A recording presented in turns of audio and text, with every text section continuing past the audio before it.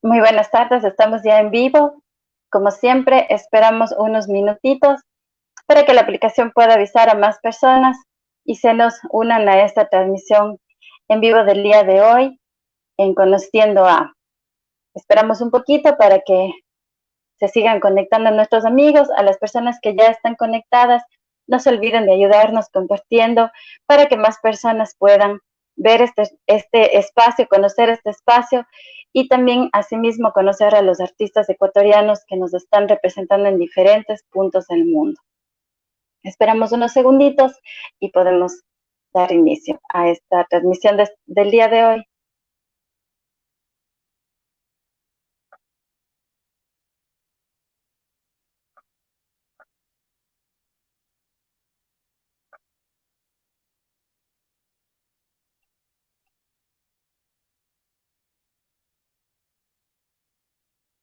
Muchos saludos a las personas que ya están conectándose. Ya tenemos los primeros comentarios. Muchas gracias a quienes nos están acompañando el día de hoy.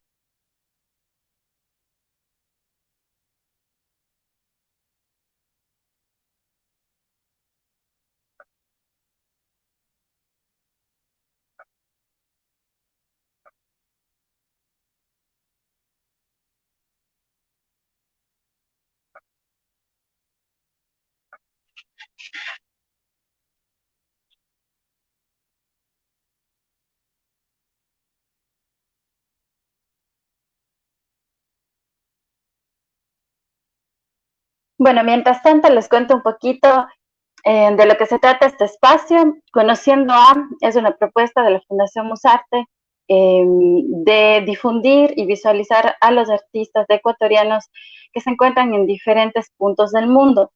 Estos embajadores culturales, quienes nos representan y pues que muchas veces se desconoce de la gran trayectoria que tienen estos artistas en el ámbito de la música académica.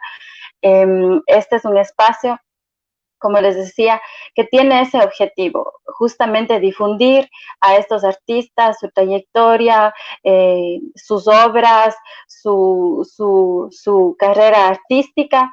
Entonces, el día de hoy, como siempre, tenemos un invitado también muy especial, un director de orquesta y compositor. Y bueno, quisiera ya empezar un poco contándoles de quién se trata el invitado de esta tarde en Conociendo a. Para quienes no me conocen, soy Vanessa Regalado, soprano ecuatoriana. Les saludo desde Barcelona, España. Y el día de hoy tenemos al maestro Luis Torres Gómez. A continuación voy a leer un poco de la biografía del maestro. Su formación en el campo de la música lo realiza en el Conservatorio José María Rodríguez de Cuenca. Fueron en sus inicios el violín y el piano los instrumentos seleccionados. Apenas a los 15 años presentó su primera composición musical. Su formación se inclina por el estudio de la armonía, la composición y la orquestación con distinguidos profesores de la talla del maestro Gerardo Guevara de Ecuador y el español Carlos Arijita. En el 82, el maestro Torres se incorpora a la Orquesta Sinfónica de Cuenca, en donde más tarde adopta el papel de arreglista. En el 96 se recibe como licenciado en musicología en la Universidad de la SUAY. Más tarde, en la Politécnica del Ejército, alcanza el doctorado en Ciencias de la Educación, que le abren las puertas al ejercicio de la cátedra en la Universidad de la SUAY y el Conservatorio de Música.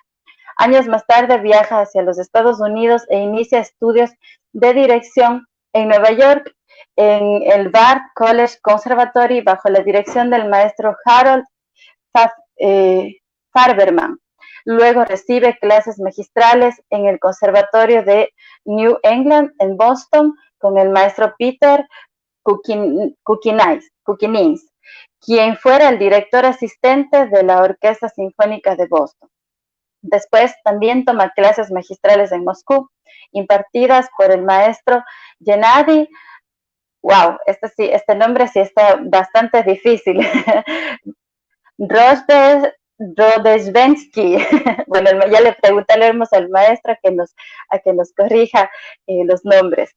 Su carrera continúa siempre con el ánimo de crecer profesionalmente y esta ocasión será en España bajo la tutela del maestro Francisco Navarra Lara para la consecución de su título de director de orquesta. Así también fue director alterno de la Orquesta Sinfónica de Cuenca entre el año 95 y 96. En el 97 musicaliza la película ecuatoriana El Éxodo de Yangana, basada en la obra del novelista Ángel Felicísimo Rojas, obra que participa en el Festival de Cine Latino en Cuba. Su trabajo obtuvo un reconocimiento especial. En el campo de la dirección orquestal también destaca su participación tanto a nivel ecuatoriano como a nivel internacional. Recibe también varias invitaciones para dirigir en diferentes orquestas como la Sinfónica de Washington, de New England Symphony, la Sinfónica de Moscú, las Sinfónicas de Cuenca, Loja, la Sinfónica Nacional del Ecuador, así como la Orquesta Sinfónica también de la Universidad de Cuenca, de Thayer Symphony, Orquesta de Boston, bueno, son muchísimas orquestas, Atlantic Union College Orchestra, así también la Worcester Performance Arts y bueno, entre muchísimas otras. Vale resaltar también que durante los años del 91 al 94 participa en el Festival Iberoamericano de la Canción como director musical Capítulo Ecuador. Durante los años 98 al 2000 recibe invitaciones de la Embajada del Ecuador de Washington para la difusión de la música ecuatoriana. Esto es algo que conversaremos más adelante también con el maestro porque su obra destaca muchísimo en la música ecuatoriana. Entre sus reconocimientos están composiciones que se han hecho acreedoras a premios nacionales como Acuarela Sinfónica, Primera Suite Morlaca, primer premio de composición en el Festival Nacional Universitario en Ambato, representando a la Universidad de la SUAY, asimismo, bueno, con la obra Veo tu luz. También su música académica ha sido ejecutada por muchas orquestas a nivel internacional, como la Panamericana de Washington, la Orquesta de Filadelfia, en Budapest, la Sinfónica del Líbano, en Cuba también, en Israel, en El Salvador, en Honduras. Como vemos, la música, las obras del maestro también han sido interpretadas en varios países a nivel internacional, así también como en nuestro país Ecuador por las principales sinfónicas del Ecuador, del país. También el maestro cuenta con discografías que alcanzan un número de 300 grabaciones entre composiciones y arreglos contenidos en 28 discos. Hoy, actualmente, es profesor de música en el sistema educativo de los Estados Unidos y director de la David French Orchestra. También a decir de críticos y expertos, el maestro Torres es el músico ecuatoriano más escuchado a nivel internacional gracias a sus composiciones y también tiene una rica producción en lo que es, bueno, su creación musical. También destaca la calidad que siempre él ha tenido, siempre buscando mejorar su nivel artístico y difundir la música ecuatoriana. Bueno, este es un brevísimo resumen de todo lo que, de toda la trayectoria, la gran trayectoria que tiene el maestro Luis Torres, y bueno, ya lo tenemos por aquí. Quisiera ya darle la bienvenida y que sea él quien nos cuente un poco más de su trayectoria, de su historia, y conocerle también un poquito más esta tarde. Vamos a darle la bienvenida al maestro Luis Torres. Hola maestro, ¿cómo está? Bienvenido. Muchas gracias, Vanessa, a usted, gracias por la invitación. Y un saludo muy cordial a todos nuestros compatriotas en Ecuador y a todos los que nos están viendo a través de distintos países, pues no, ahora con la tecnología esto nos hace sentir un poco más cercanos, ¿no? Muchos saludos a todos mis compañeros, colegas, estudiantes que pues están en nuestro querido Ecuador. Muchas gracias por su tiempo, por brindarnos esta oportunidad de conocer un poquito más de su trayectoria, de su camino por la música. Maestro, ¿usted actualmente en qué país se encuentra? Bueno, antes de decirnos en qué país se encuentra, me gustaría saber hace cuánto tiempo usted sale del Ecuador, a qué país va, en qué país se encuentra y cómo le ha tratado este país. Bueno, yo estoy viviendo en los Estados Unidos desde el año 2000. Al año 2000 yo salí de Ecuador para acá, pues no buscando nuevas experiencias, buscando un poco más de aprender un poco más de la música, seguir unos estudios que no los pude hacer antes por muchas circunstancias, ¿no? Entonces, en el 2000 decidí venir a Nueva York, primeramente. Eh, Originalmente no me gustó mucho la ciudad, muy conflictiva, mucha gente, entonces me tuve que cambiar de estado, en donde estoy en Massachusetts. Y yo ya resido en Massachusetts 20 años. La ciudad se llama Worcester, está muy cerca de Boston, está a unos 35 minutos de Boston. Entonces, pues bueno, estoy aquí ya justamente en este agosto 20 años. Yo vine en agosto del 2020. Wow, toda una vida prácticamente. Bueno, usted no ha dejado sus raíces ecuatorianas, es algo que lleva con muchísimo orgullo. Leíamos en su biografía que tiene muchísima composición, arreglos de lo que es la música ecuatoriana. Y creo que, bueno, eso es un orgullo también para los ecuatorianos que estamos involucrados en esto de rescatar, de difundir lo que es la música ecuatoriana, nuestra música ecuatoriana. Maestro, bueno, con toda esta situación de la pandemia, ¿de qué manera usted se ha visto afectado? ¿Cómo está viviendo actualmente esta situación? Bueno, realmente esta pandemia nos ha afectado, creo, al mundo entero, ¿no? Pues en diferentes maneras. Y yo creo que una de esas, el arte ha sido una de las más que ha sufrido más, mucho más, ¿no? Porque usted sabe que la música, los artistas, intérpretes, llevan la música para el público y es una de las cosas que están prohibidas ahora. Yo pienso que la cultura Claro. musical es una de las más afectadas en esto, ¿no? Yo pienso que es la afectación número uno. Eh, a mí me ha afectado en el sistema, como a todo el mundo, en el sistema de que las clases ahora los hago por Zoom, les hago virtuales, Mm, no estudiantes, y eso es un molestoso, porque claro, las clases virtuales realmente sí ayudan, pero no se puede comparar con las clases presenciales. Y así lo es. más la afectación que ha habido en este es no poder ensayar con mis estudiantes, ensayar en la orquesta. Eso ha sido Claro. una de las causas que más se ha sufrido en esta pandemia, ¿no? Lo hago unos Ujú. ensayos, realmente no es lo mismo, no es lo mismo, más lo hago por a los estudiantes trabajando, ¿no? Trabajando en contacto, pero el resultado nunca va a ser el mismo, usted sabe. Ujú. Entonces, Claro.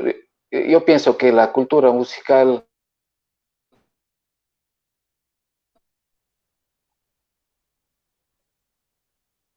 Bueno, tuvimos un poquito, a veces la señal maestra es un poquito lenta, no sé si ahí me escucha. Sí, sí le escucho, se cortó un poquito, pero sí le escucho. Sí, ah, ok. Bueno, sí, Sí le justamente escucho. esta situación de la pandemia realmente, como usted dice, nos ha afectado muchísimo a todos. El arte siempre es el más afectado en todas las crisis, siempre el arte es el que se ve más afectado y claro, no ha sido diferente en esta ocasión. Pero bueno, hay que tratar de seguir adelante, tratando de como dicen, al mal tiempo, buena cara, y uno seguir tratando de aportar de alguna manera a que el arte siga adelante. Maestra, un poquito ya entrando en lo que es su trayectoria, su vida, sus inicios, leíamos en su biografía que los hace con el violín y el piano, y esto le lleva a desarrollarse como arreglista primero y luego como compositor. Cuéntenos en qué usted se inspira y cuáles son sus referentes al momento de crear sus obras. Ya, ¿me podría repetir, Vanessa, porque se cortó un poquito, por favor, si me No se podría repetir preocupe. la pregunta, se Sí, cortó un poquito. le preguntaba que cuáles son los referentes o en qué se inspira usted al momento de crear sus obras, sus composiciones. Ya, sí, escuché un poco antes de cuando comencé mis piano y violín. Pues bueno, yo comencé muy temprano. Bueno, 11 años comencé a estudiar música y a los 15 años realmente incursioné un poco en la composición. Compuse una pequeña melodía, un vals, recuerdo que hasta ahora lo tengo. Eh, pues eso me incentivó, ¿no? Eso me incentivó mucho. Y, y después, pues, lo que me incentivó a seguir los arreglos, porque esto fue un proceso, ¿no? Esto fue un proceso, no es que llegué a componer la música ya directamente, no, no, no. Y más de esto, mire, la formación esta ha sido personal, no, como dicen aquí en Estados Unidos, self-education, no, entonces, porque estamos hablando de muchos años atrás, donde realmente esto de la tecnología no lo había, entonces teníamos que nosotros acudir a otra forma de aprendizaje, ¿no? Claro. Teníamos que hacerlo por nuestros mismos medios, componer. Y ¿cómo le digo? Esto de los arreglos musicales, ¿cómo llegué? Mire, le voy a contar. En aquellos tiempos, pues, se manejaba con las orquestas. Eh, yo fui un integrante de las orquestas, yo trabajé en unas orquestas tropicales, de orquestas de música popular. Entonces, pues, y se manejaba pues, temas que salían, que estaban de moda, entonces temas había que escribirlos y la orquesta tocaba. Entonces, yo siempre, como le digo, estaba en esto de escuchar las canciones y no sabía cómo, si escucho la canción, cómo poner a escribir para la orquesta. Por eso yo tenía una admiración por 2 o 3 maestros que hacían eso en Cuenca. Y me decía, bueno, ¿cómo hacen ellos? Realmente unos verdaderos genios. Porque ¿cómo hacen de escuchar y le ponían en la orquesta? Pues no. Y Y como transferir, yo claro. trabajaba en una orquesta tropical, yo quería tocar eso, pero no podíamos porque no había quien nos describiendo y a veces la persona que escribía los arreglos no tenía mucho tiempo. Entonces, eso, pues bueno, eso me incentivó a mí. Digo, no, yo voy a dedicarme, yo creo que voy a poder. Bueno, y comencé, yo creo que tenía unos 17 años. Comencé primero una primera canción que estaba de moda, no recuerdo qué canción era. Y comencé bueno, la primera fue una catástrofe, totalmente. Yo hubiera querido tener esto de recuerdo porque realmente ya cuando terminé el trabajo fui a llevar a que toquen los compañeros. Como eran compañeros, aceptaron y se rieron porque realmente no tenía nada, no tenía nada. Sus Una de primeros esas cosas era intentos. porque, sí, y lo más, o sea, yo parece que comencé por la parte más difícil porque la música popular y bailable tiene bastantes síncopa. Entonces, Claro. escribir en esa forma una primera vez era imposible, era imposible. Peor aún después, saber la tesitura de instrumentos, organología, que yo no conocía realmente nada de eso, pues no.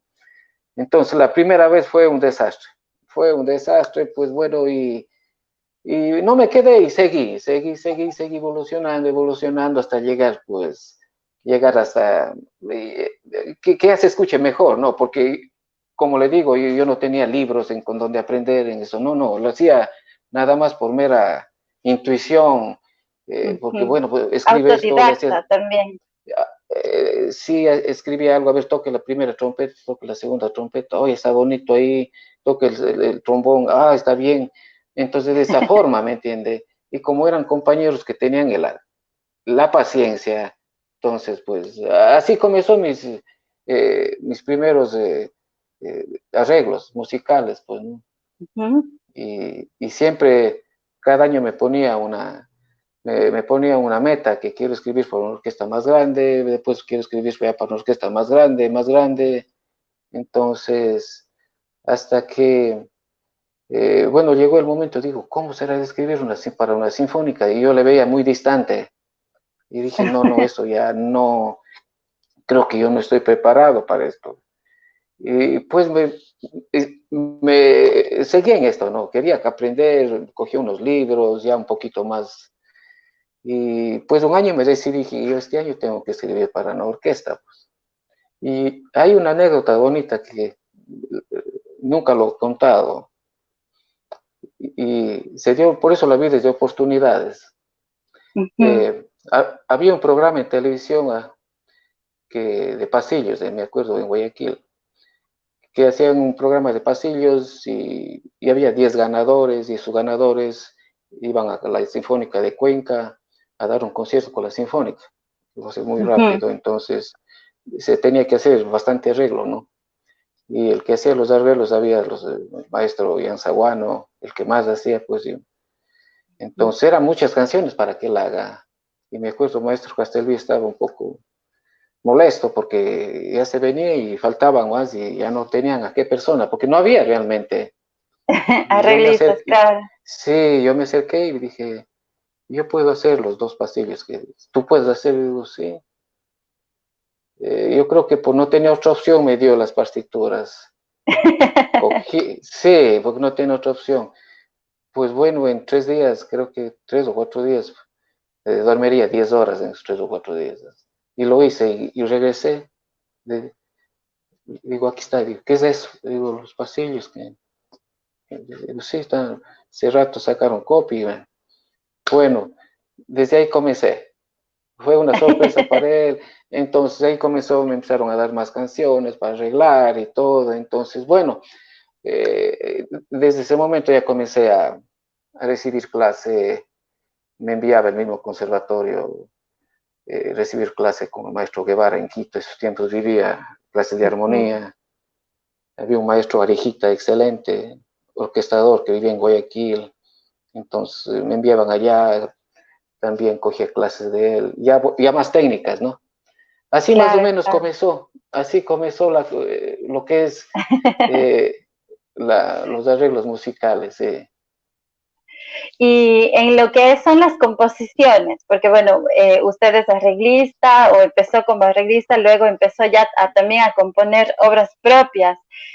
¿En qué se inspiraba usted o en qué se inspira el momento de hacer una nueva obra? Mire, ya después de todo esto, pues no, como le digo, ya estaba un poco más preparado, ¿no? Ya estaba un poquito más preparado, entonces me dediqué a la composición. La parte de inspiración hay muchos factores, ¿no? Hay muchos factores que esto determina cómo inspirarse, cómo seguir eh, eh, digamos, Creando. hacerse una idea, ¿no? Son tantos, no puedo decir una sola, pues no, lo que usted escucha, lo que a veces, la mínima cosa, pues en el arte de la música nos permite explorar, experimentar emociones, ideas, a partir de esto los sentimientos vemos y oímos, ¿no? Entonces Así estas es. emociones se plasman de muchas maneras, ¿no? Y causan algún efecto en el quien esté escuchando o observando, ¿no? Eso es entonces es un vínculo emocional que hay que realizar, eh, digamos, no puede decirse me inspira solo esto, me inspira, son tantas cosas, ¿no? Son tantas cosas que nos permite explorar y experimentar, ¿no? Entonces, Por eso dicen que preguntan a los compositores como usted, ¿de dónde vienen las ideas? ¿De dónde vienen las ideas? Entonces, ideas vienen de muchas cosas, ¿no?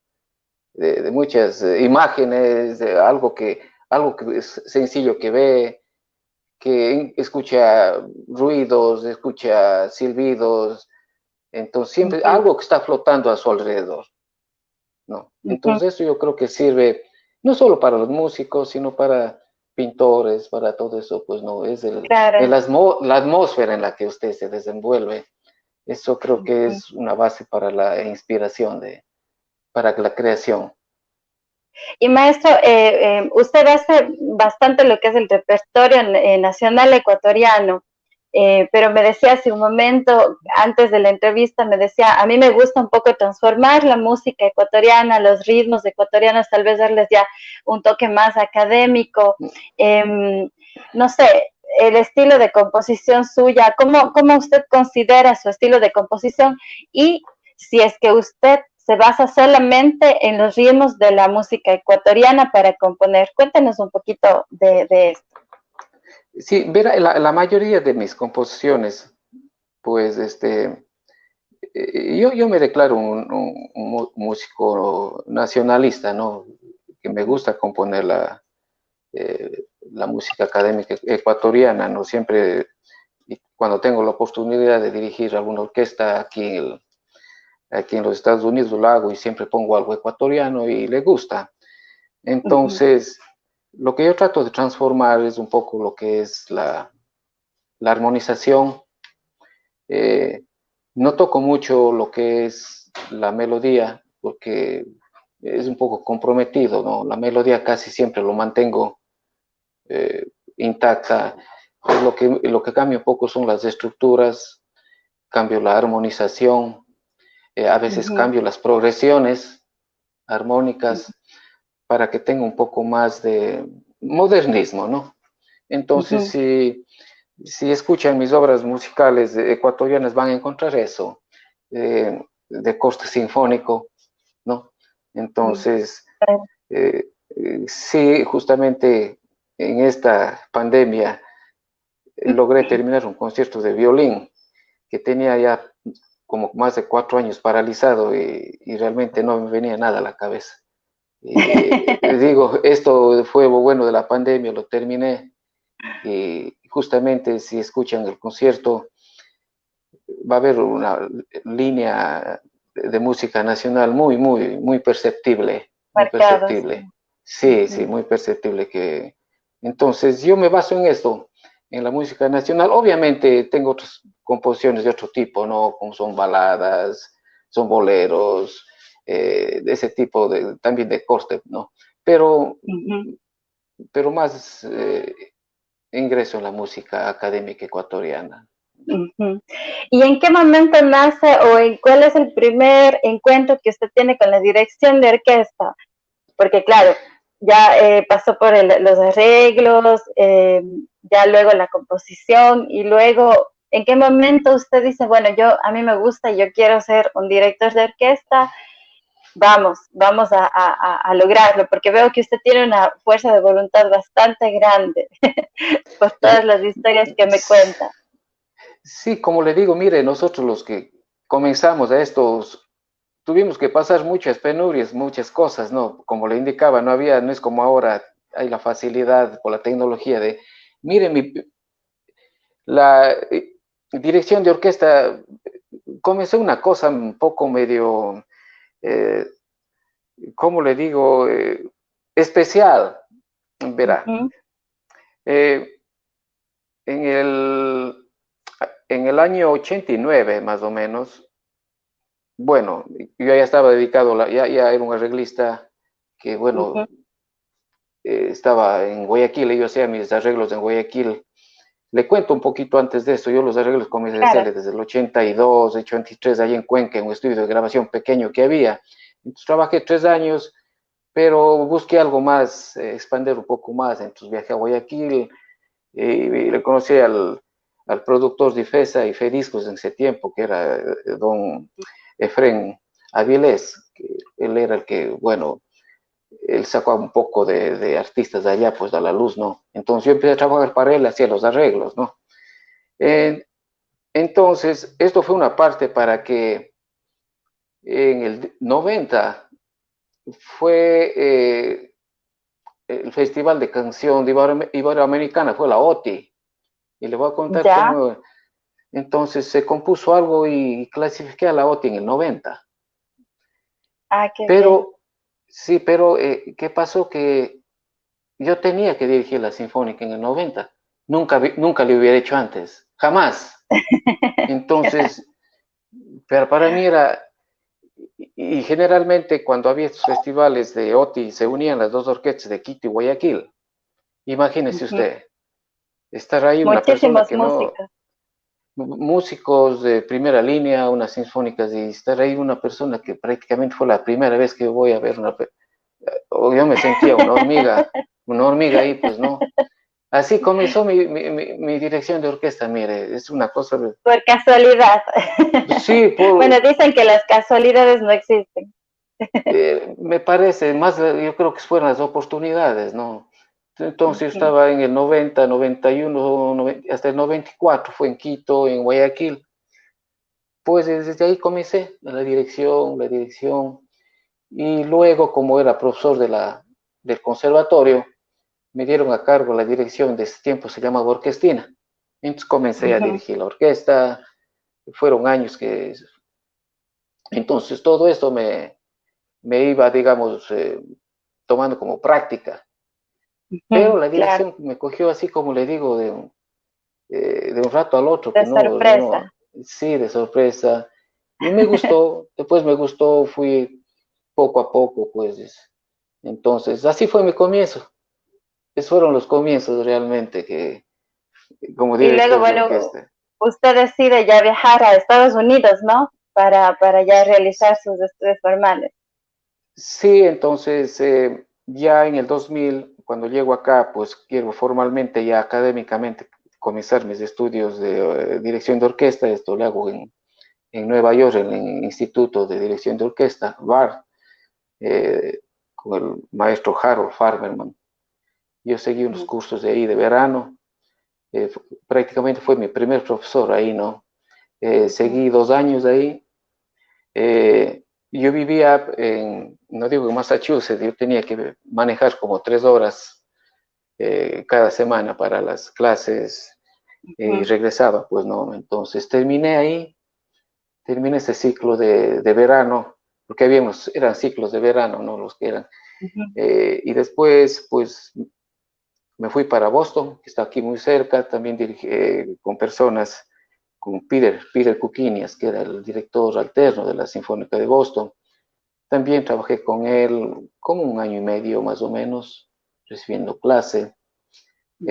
Eso ya estábamos en el 2005 aproximadamente ya.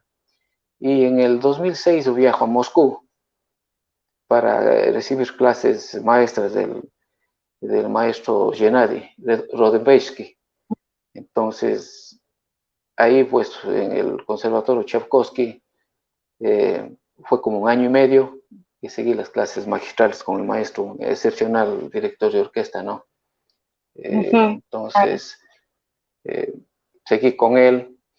Después pasaron años hasta el 2010 cuando eh, ingreso en la escuela del maestro Francisco Navarro Vlar en España, y con él, digamos, perfecciono mucho más, es un excelente profesor, perfecciono mucho más, tuve que viajar allá también, y pues donde ya saqué mi diploma de director de orquesta. Ujú, Entonces, ha sido un largo viaje para realmente formarme como director de orquesta, pues, y lo sigo haciendo. Cuando acá, esa es la gran eh, posibilidad de que hay la gran ventaja, que aquí hay muchas oportunidades para seguir ujú. estudiando, abriéndose un Claro. poco más de campo, ¿no? Es un país que tiene muchas, como sabe, de oportunidades. Así Ujú, comenzó, así comenzó ya después, pues, digamos, ya formalmente, profesionalmente, este es mi campo, y lo seguiré haciendo claro. cada vez que tenga las posibilidades, obviamente. Maestra, y una vez que, bueno, usted ya inicia sus estudios formales de lo que es la dirección y ya ha transitado todo este camino, ¿cuáles cree que son las herramientas más importantes que se necesita para formarse como un director de orquesta? Hay muchos estudiantes en el Ecuador que dicen, bueno, yo también quisiera ser un director de orquesta. ¿Qué recomienda usted? ¿Qué cree que necesitan? ¿Qué herramientas necesitan para poder ser profesionales en la dirección? Ya, verá, a mí me gustaría enfatizar algunos puntos, realmente que esto les va a todos los que están interesados en la dirección de orquesta a seguir, porque esto hay que tomarlo, como le digo, muy metódicamente, ¿no? El estudio de la dirección de orquesta es algo muy serio, que usted tiene que entregarse a esto, ¿no? Y como le digo, en los inicios uno se puso a dirigir orquesta, pero sin saber, digamos, las formas técnicas, ¿no? Uno veía cómo el Por director dirigía la instinto. mano, claro, sabía cómo dirigía la mano, pero no sabía por qué lo dirigía, por qué le hacía la mano de esta forma, por qué hacía un gesto diferente. Entonces, todo eso aprenden. Y lo que yo les aconsejaría, de lo que mi experiencia me dio y de lo que aprendí yo, es los pasos. Como le digo, en el mundo de la dirección de orquesta, mucho más que realizar estudios, es tener una inteligencia emocional. Eso es más. Eso es el primer aspecto, una inteligencia emocional para controlar las emociones, para saber cómo gestionar sus emociones dentro de un grupo, de orquesta, dentro del coro, ¿no? Claro, Entonces esto es bastante difícil ese trabajo, ¿no? O sea, de enfrentarse claro, al número grande de músicos o ya en lo que así son es. los coros también. Entonces esto yo he decidido hacerle un 5 puntos básicos. El primero es la Ujú. mentalidad. Es fundamental desarrollar una mentalidad positiva sobre todo. El que está decidido a seguir dirección de una mentalidad positiva y, y, y no conformarte con la mediocridad. No, eso no va. En la dirección de Ujú, orquesta no va la mediocridad. Siempre uno tiene que ujú, dispararse a lo más alto, ¿no? ¿Cómo? ujú. Dice, ¿cómo hacer eso? Primeramente, tiene que creer en ti, tiene que creerse en uno mismo, ¿no? Y tener Claro, todo lo que se necesita. Esos son los vasos. Y es como lo que a mí me enseñaron en estos cursos. Sentir una gran pasión por ser un gran director de orquesta, ¿no?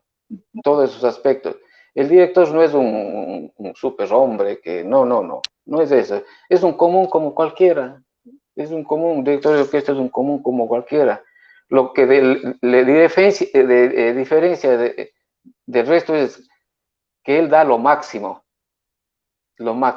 eso es. ujú, Entonces, así es como se han forjado los mejores directores de orquesta del mundo, ¿no? claro. Tener la capacidad y la mentalidad de cambiar en un momento de ensayo. Así se han forjado. ¿No? Por ejemplo, si usted ve los directores de orquestas, Karajan, Toscanini, eh, hay otros, eh, Weinstein, Abaudo, ellos no nacieron sabiendo dirigir, pues no. Ellos no nacieron Claro, dirigiendo, ¿no? ¿Qué es lo que le hicieron ellos famosos? Es la mentalidad, ¿no? En dar todo lo el máximo, estudio, todo. la pasión. Ese es el paso número uno. Yo Ujú. digo un paso número dos es un conocimiento de la orquesta, ¿no? Usted ya tiene la parte fundamental que es la La mentalidad. técnica. Ujú. ¿Ya? Ahora vamos al conocimiento de la orquesta. Conocer a la orquesta, conocer pasos de organología de los instrumentos, posibilidades, dificultades de los instrumentos, complicaciones, ¿no? Y Ujú. es una parte que me gustó que uno de los profesores me decía, dice, el director no tiene que ser un excelente instrumentista, no, porque antes creíamos que el director tiene que ser un instrumentista excelente, por ejemplo, un excelente pianista, violinista, trompetista. No, no es así. Y para eso hay la historia. Por ejemplo, hay un director de orquesta que se llama Carlos Kleiber. Mire, él no sabía, tocaba el piano, pero así, solo lo básico, pero es uno de los más grandes directores de orquesta del mundo. Es una muestra, ¿no? Que a veces esto no es lo fundamental. Lo fundamental es la mentalidad y el positivismo y dar todo lo que uno tiene, ¿no? Igual otro punto es que ya más técnicamente sería leer y descifrar la partitura de música, ¿no? Y ya pasa los de leer y descifrar. Mire, ha habido casos que en las clases másteres de dirección de orquesta nos da una obra para practicar y algunos cogemos y ponemos en la partitura unos cientos de apuntes, ¿no? Y eso a la hora de dirigir mejor confunde, ¿no? Claro. Entonces, uno tiene que saber solamente captar lo que le interesa a uno, lo más relevante, ¿no? Si esto está una obra que por sí sola va, ¿para qué poner ninguna señales? Va. Pero si hay una forma relevante, bueno, ahí sí ponerlo, ¿no? Entonces es una forma de leer una partitura, de escribir solamente lo más, eh, lo que hace la diferencia, ¿no?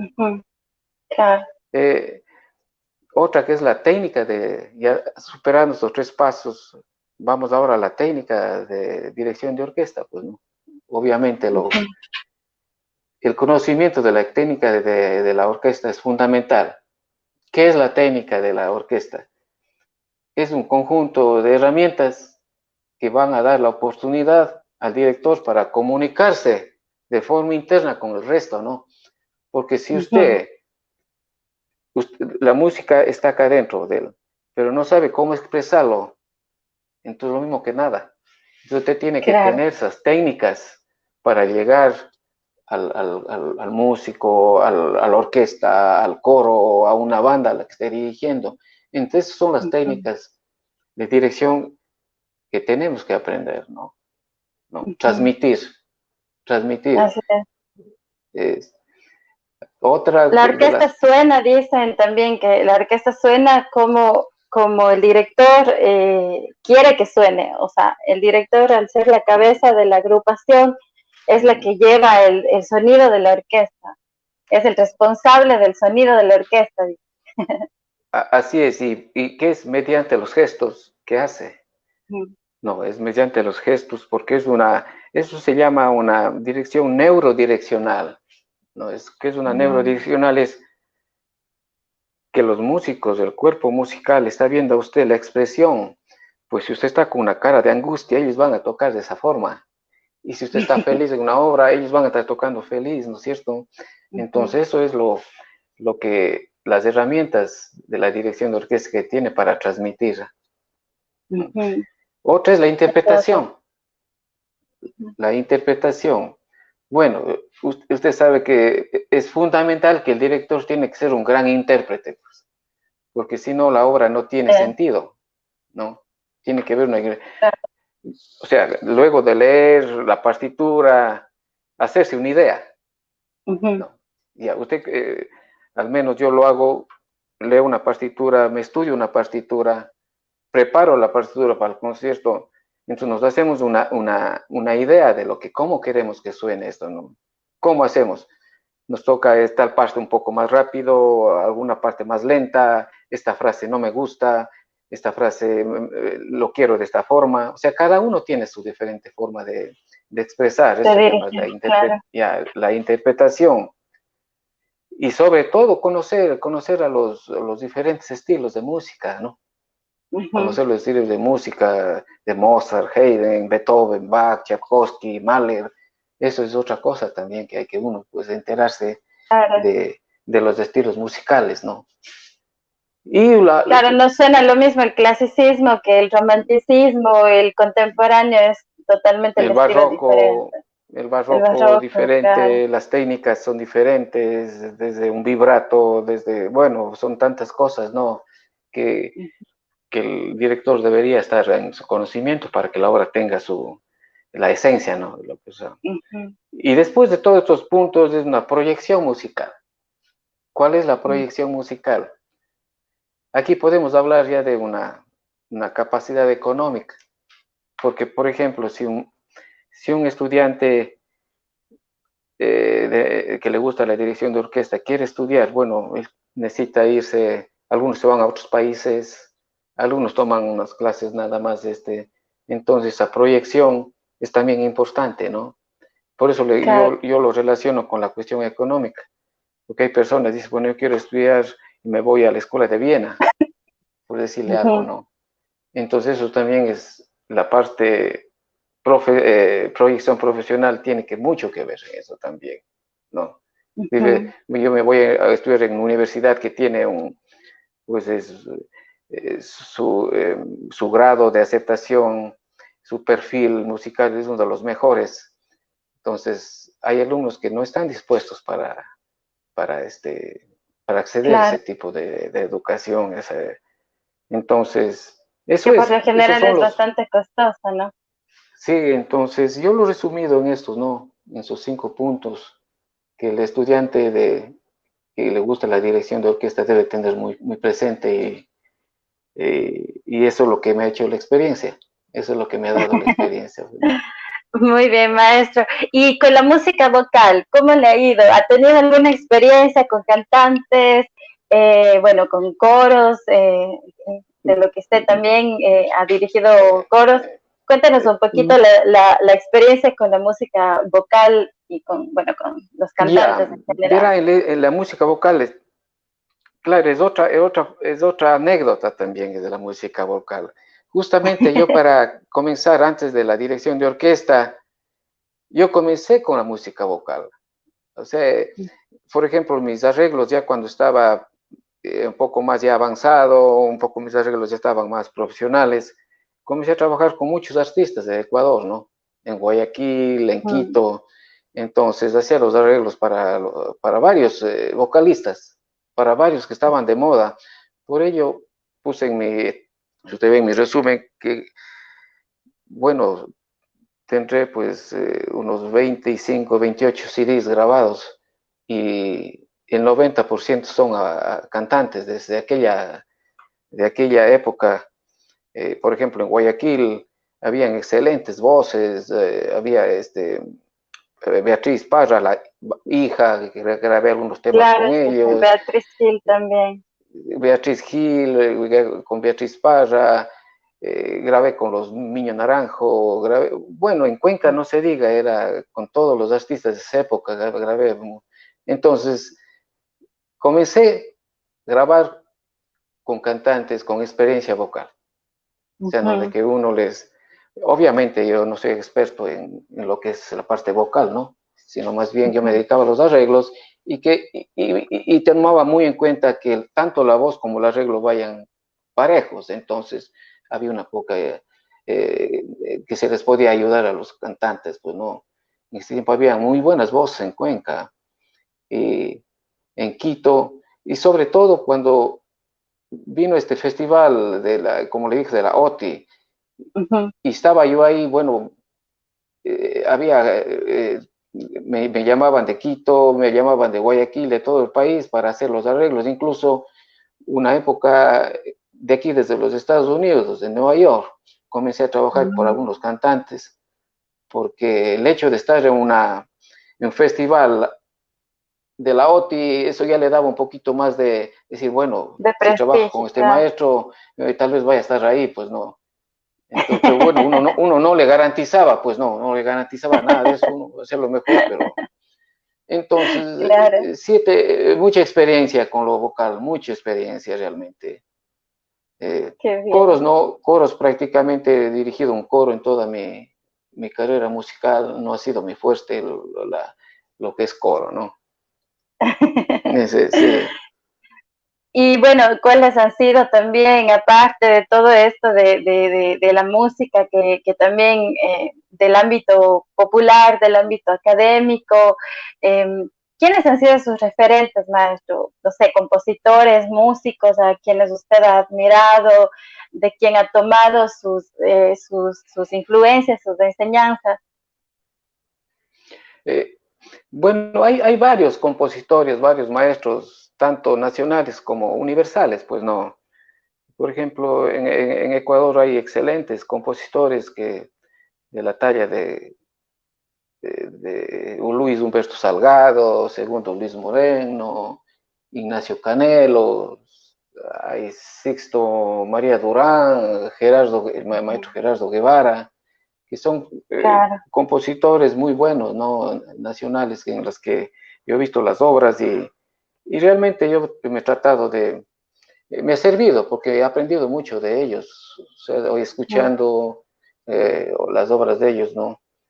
Y, y de clásicos, pues de clásicos es una infinidad, pues lo que uno más me atrae son las orquestaciones, las composiciones de Tchaikovsky, Beethoven, de Mahler, Bach, eh, Mozart, son, son extraordinarios genios, ¿no? De la música que siempre uno ha tenido tomado como base para, sus, para su estudio. claro. ¿Y alguna de estas obras? Sí. Y también le diré que hay contemporáneos, por ejemplo, uno de los compositores contemporáneos que yo admiro mucho es a John Williams, ¿no?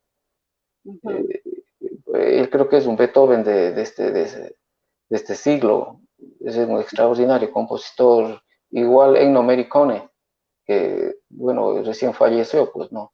Claro. Son maestros eh, De genios, ¿no? música De la para composición. películas también, ¿no? Claro. Sí, sí, sí. Entonces esto es un campo infinito, pues, ¿no? De lo que yo les he Claro. admirado. Y como alguien decía en la música, todo está hecho ya. Lo que hacemos nosotros es un eco, ¿no? Nada más. Parece que es así. Tratamos de hacer algo diferente, pero en una pequeña forma. Esa es ahora la Claro, música, pues, ¿no? hay influencia de otros artistas que ya lo han hecho.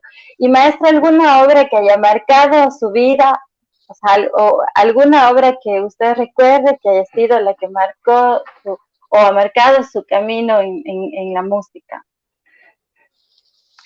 Mire, hay una obra que yo la quiero mucho y creo que esa psicológicamente me dio más, como le digo, más ánimo para seguir esto, más fuerza. Fue una obra que se llama Acuarela Sinfónica y una suite, Morlaca, que la compuse en el 87. Y que esa obra, bueno, la han tocado muchas orquestas, incluso orquestas de Europa, lo han tocado y esa obra creo que es una de las más importantes en el aspecto que me abrieron puertas, ¿no? Abrieron ¿Y en puertas. qué se inspiró? ¿Tiene ritmos ecuatorianos igual? Sí, es ritmo ecuatoriano. Eso le digo, en cuanto a la música ecuatoriana académica es 100% música ecuatoriana, ¿no? Eso es. Entonces, me recuerdo cuando eh, hubo un festival, un concurso de música sinfónica ecuatoriana, tuve la suerte pues, de ganar con esa obra. Y a los pocos meses esa obra me pidió el maestro Álvaro Manzano y la estrenó con la Sinfónica Nacional. Entonces todo eso para mí era algo, era un orgullo, ¿no? Un orgullo Inspirador, sano claro. y para seguir adelante. Entonces esa obra me sirvió mucho, como le digo, para seguir adelante, componiendo. Hay otra obra que también que me abrió las puertas en todas partes del mundo, que es un danzante de violín. Esa obra se toca en todas partes del mundo realmente y lo han grabado orquestas europeas y Hermoso. sí, es una obra que siempre también y bueno, hay otras obras también que lo tengo, no han tenido la suerte todavía de estrenarles en otras partes, pero poco a poco esperemos que vaya surgiendo, ¿no? Claro. Bueno, aprovecho, maestro, un ratito para saludar a las personas que nos están acompañando esta tarde. Muchos saludos también para usted, maestro Javier Rivadeneira, Jorge Regalado, justamente mi papá, que es amigo suyo desde hace muchos años. Bueno, Alex Rodríguez, Joan Rodríguez, Lupita Argüello, Jean Martín Rollo, Lidice Robinson, Mariana Estinche, Mónica Vintimilla, también el maestro Julio Almeida, que también lo tuvimos aquí. Quisiera leerle un comentario justamente los comentarios que le mandan. Saludos maestro desde Budapest. De lo que oigo, pues en nuestro país el músico en general se autoforma o tiene que salir del país para alcanzar formación seria académica y una eventual carrera en el exterior. ¿Cuál es la falla de nuestro sistema educativo ecuatoriano en este sentido? Pregunta. Mire, primero gracias, ¿no? A todos los señores que nos están siguiendo y un saludo muy especial a Jorgito, regalado. No lo veo muchos años, ¿no? Algún rato cuando vaya a Cuenca para darnos un abrazo. Lo que pasa en nuestro querido Ecuador, realmente el sistema no está bien establecido, el sistema no está bien creado, porque el estudiante de música, obviamente en Ecuador hay mucho talento, ¿no? Yo he tenido la oportunidad de hablar con muchos estudiantes de música, de instrumentistas que lo hacen muy bien, pero desgraciadamente ellos llegan a un límite y de ahí ya no dan más. No por ellos, es por el sistema. No tienen a dónde avanzar más. ¿Por qué? Porque esto sería que el sistema lo haga de otra forma, de más posibilidades de los estudiantes con mucho talento a que se superen. Entonces, ¿qué tiene que hacer? Como me ha tocado a mí también, ¿no? Usted llega a un momento que dice, bueno, de aquí ya, ¿y qué hago? ¿No? Claro. Entonces, los que son conformistas, está bien, quedarán ahí, pero los que no están en eso, quieren seguir, ¿qué pueden hacer? Viajar, buscarse la forma, ¿no? Entonces, esto es una parte realmente, desafortunadamente, Ecuador no. Y la música de Ecuador, con mucho respeto, está muy estancada, justamente por esto, porque no hay las posibilidades para una superación, porque el estudiante llega a un nivel y de ahí está, ¿no?